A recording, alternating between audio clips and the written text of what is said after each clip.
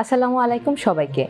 আমি আতিকা মামুন আপনাদের সকলকে স্বাগত জানাচ্ছি বিয়ন্ড বর্ডার স্পোর্টসের নিয়মিত আয়োজন sports bulletin powered by Sakurazaka Japanese language and cultural centre.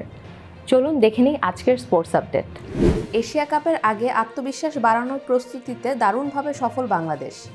নেদারল্যান্ডসের বিপক্ষে 3 ম্যাচে টি-20 সিরিজের দ্বিতীয় ম্যাচে 9 উইকেটের বড় জয় তুলে নিয়ে এক ম্যাচ হাতে রেখেই সিরিজ নিশ্চিত করল লিটন দাসের দল। অস্ট্রেলিয়ার ক্রীড়া অঙ্গনে কোচিং উন্নয়নের জনপ্রিয় অ্যাশলে রসকে এবার বাংলাদেশের স্থানীয় কোচদের মানোন্নয়নের জন্য নিয়োগ দিচ্ছে বিসিবি। আগামী সেপ্টেম্বরে দলবদল নিয়ে বাংলাদেশে ক্যাম্প করতে আসবেন তিনি। বিসিবি সভা শেষে এ তথ্য জানিয়েছেন ক্রিকেট অপারেশনস কমিটির chairman Nazmul Abedin Fahim. Bangladesh premier league BPL পাচ্ছে নতুন রূপ। টুর্নামেন্টের আয়োজন আরও পেশাদার ও আন্তর্জাতিক মানের করতে এবার ইভেন্ট ম্যানেজমেন্টের দায়িত্ব তুলে দেওয়া হচ্ছে যুক্তরাষ্ট্র ভিত্তিক কোম্পানি আইএমজির হাতে। বিসিবির সর্বশেষ বোর্ড সভায় আইএমজিকে আগামী 3 মৌসুমের জন্য বিপিএলের ইভেন্ট ম্যানেজমেন্টের দায়িত্ব দেওয়ার সিদ্ধান্ত চূড়ান্ত করেছে বিসিবি। এশিয়া কাপ হকির শেষ গ্রুপ ম্যাচে দক্ষিণ কোরিয়ার বিপক্ষে জয় পেলে সেমিফাইনালে ওঠার সুযোগ ছিল বাংলাদেশের, কিন্তু শক্তিশালী প্রতিপক্ষের সামনে দাঁড়াতেই পারেনি লাল সবুজের দল। ভারতের রাজগীরে অনুষ্ঠিত ম্যাচে বর্তমান চ্যাম্পিয়ন দক্ষিণ কোরিয়ার কাছে 5-1 ব্যবধানে হেরে টুর্নামেন্ট থেকে বিদায় নিল বাংলাদেশ। জার্মান ক্লাব বায়ার লেভারকুসেনের দায়িত্ব নেওয়া মাত্র 3 ম্যাচ পরেই বরখাস্ত হয়েছেন এরিক টেন হ্যাগ। বুন্দেসলিগায় প্রথম ম্যাচ হার ও দ্বিতীয় ম্যাচ ড্রয়ের পরেই তার উপর ভরসা হারিয়েছে Leverkusen.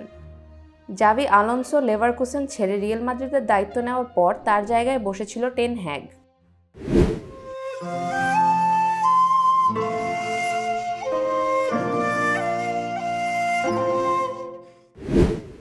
Premier league champion Liverpool এক বিশাল চমক দেখিয়ে নিউক্যাসল ইউনাইটেডের সুইডিশ স্ট্রাইকার আলেকজান্ডার ইসাককে দলে টানতে যাচ্ছে। জানা গেছে 25 বছর বয়সী এই ফরওয়ার্ডের ট্রান্সফার ফি হতে যাচ্ছে প্রায় 130 মিলিয়ন পাউন্ড, যা ব্রিটিশ ফুটবলের ইতিহাসে সর্বোচ্চ ট্রান্সফার ফি হিসেবে রেকর্ড করবে।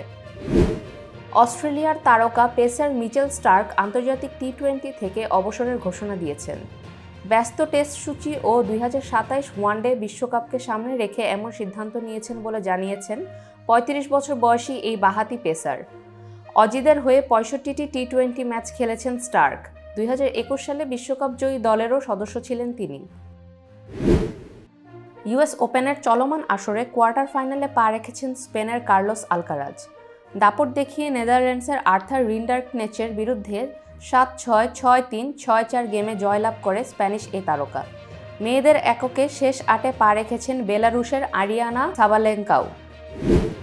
ঢাকার লিগের ক্লাব সংগঠকরা বিসিবির নির্বাচন নিয়ে ষড়যন্ত্র দেখতে পেয়েছিলেন। তারা বলেছিলেন একটি মহল অ্যাডহক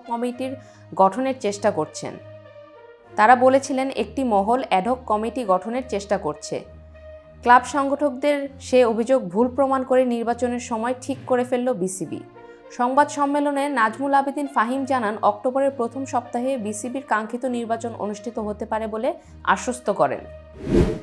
নেপালের বিপক্ষে 2 প্রীতি ম্যাচে হামজাকে ছাড়াই পরিকল্পনা সাজিয়েছেন স্প্যানিশ কোচ হ্যাভিয়ার কাবরেরা। দলে তার অন্তর্ভুক্তি নিয়ে জটিলতা কাটেনি এখনও। হামজার ক্লাব ও তার সঙ্গে যোগাযোগ করা হলেও এখনও সবুজ সংকেত পাওয়া যায়নি। এদিকে হামজার অনুপস্থিতি দলের জন্য ভোগান্তির কারণ হবে বলে মন্তব্য করেন তপু বর্মন। এই ছিল আমার হাতে থাকা সর্বশেষ স্পোর্টস আপডেট। পরবর্তী স্পোর্টস আপডেট দেখার আমন্ত্রণ জানিয়ে বিদায় নিচ্ছি আমি আতিকা।